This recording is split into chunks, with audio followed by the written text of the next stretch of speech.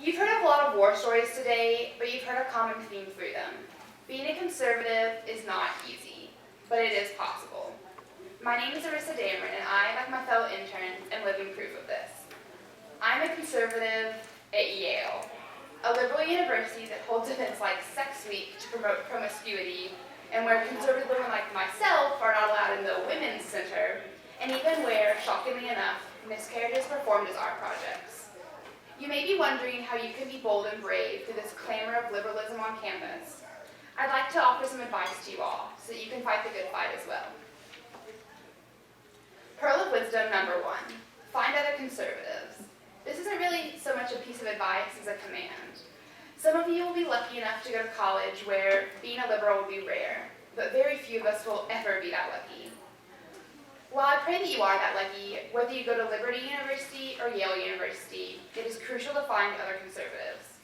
The quickest way to lose your mind is to be the only reasonable one in the room. Look for groups that are voted to speaking out in favor of life, in favor of the free market, in favor of freedom.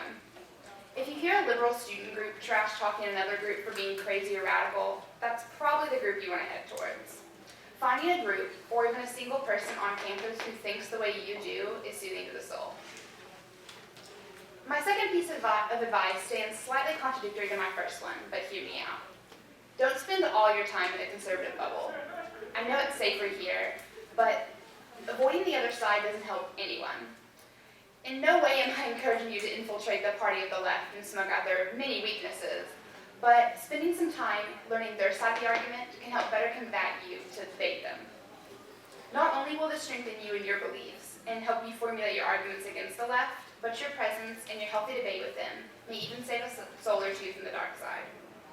Yes, having conservative friends is important, but they're already conservative.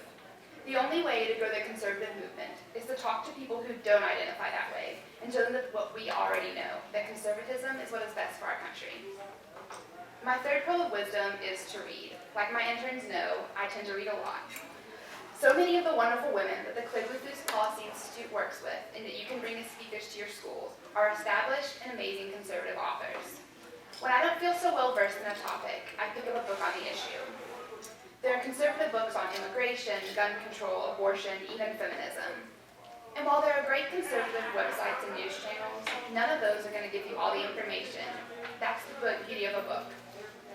I urge you to pick up a conservative book on an issue you're not comfortable arguing yet. Use this as an learning opportunity to learn some arguments, how to combat them, and you'll feel better suited in yourself. I even recommend reading books from the left, if you have a strong stomach. However, don't buy these books. Check them out from your library and save your money for better things. My fourth piece of advice comes from one of my favorite Luce speakers, Margie Ross, the president of Regnery Publishing. Margie juggles both her career and her family, and she's one of the happiest and most successful women I've ever met. As Margie said at our internship seminar in June, being successful is not the same thing as being happy.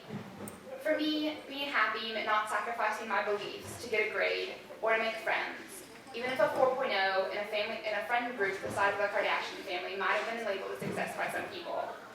Being happy means different things to different people, but I can assure you that being a conservative is a great place to start on the road to happiness. Success is not the same thing as being happy, but being happy is a great success.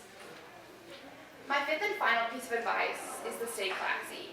Be a Laura Bush in the world of Kim Kardashians.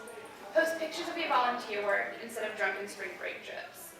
I don't care if you're friends with your grandma on Facebook or not, but my golden rule of social media is to never post anything you wouldn't want your grandmother to display on her mantle.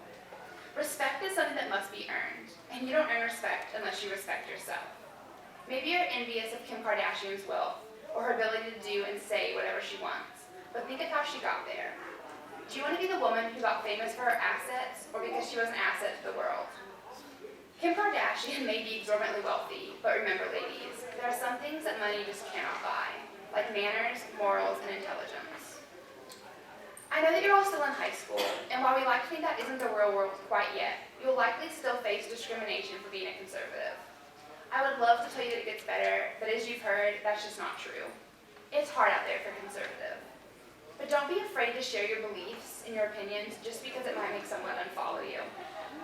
You're the future of the conservative movement, and we cannot grow as a movement unless our base is solid. today's world is an uphill battle, especially on campus. Let this inspire you instead of tire you. Make your voice even louder and even prouder. It's okay to be pro-life, it's okay to love the free market, and it's okay to be a conservative.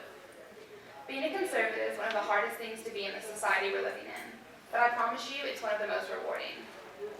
Thank you all for being here today. It's conferences like these and luncheons like ours that are helping shape the conservatives of the future. And I have complete faith in all of you to be great conservative women and great conservative leaders. As we leave here today, I ask you to strive to be Condoleezza Rice, not Kim Kardashian. Stay strong. Thank you.